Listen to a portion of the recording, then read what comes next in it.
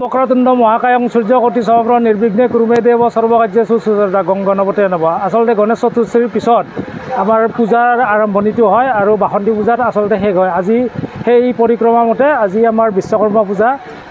তো অসম আৰক্ষী অনাতাঁৰ সংগঠনত এইটো আমি মহা ধুমধামেৰে পাতোঁ।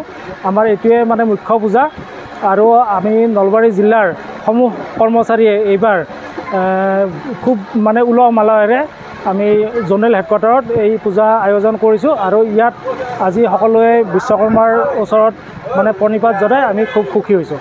কাৰ্যসূচী মতে আমাৰ নাগাৰা নাম আছিল, নাগাৰা নাম আমাৰ ওচৰৰে নাগাৰা নাম এদল আছিল আৰু বাকী এতিয়া পুষ্পাঞ্জলি লোৱাৰ পিছত এতিয়া মানুহে হেৰি কৰিছে, আহাৰ গ্ৰহণ কৰিছে।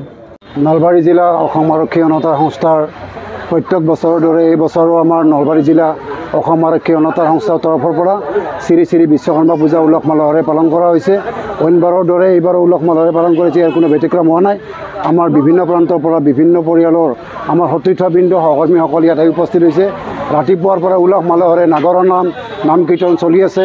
এইফালে আমাৰ প্ৰীতি ভোজনৰ আয়োজন কৰা হৈছে, প্ৰীতি ভোজন চলি আছে। ইয়াত আমাৰ কোনো ব্যতিক্ৰম হোৱা নাই। উলহ মালহেৰে আমাৰ চব মানুহ আহিছে। আমাৰ সহকৰ্মীসকলে বিভিন্ন কামত লাগি আছে। এতিয়া আমাৰ পূজা প্ৰায় শেষ হৈ গ'ল।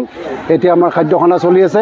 গতিকে আমি সমূহ এই অঞ্চলৰ পৰা অহা ৰাইজক আমি ধন্যবাদ আৰু কৃতজ্ঞতা জ্ঞাপন কৰিছোঁ। আৰু এটা কথা কওঁ, আমি তাৰমানে চলি আছে এই জগতে এটা কথা কওঁ, তাৰমানে আমাৰ বিশ্বকৰ্মা পূজাৰ যিটো দিন, সেই দিনটোত আমি আমাৰ যিমানখিনি সহকৰ্মী আছে নলবাৰী জিলাত বিভিন্ন থানাত যিমানবিলাক সহকৰ্মী আছে তেওঁলোকৰ প্ৰায়ভাগ ফেমিলি মানে পৰিয়ালৰ লোকবিলাক একলগ হওক। এইটো এটা ভাল সুযোগ এইটো দিনত।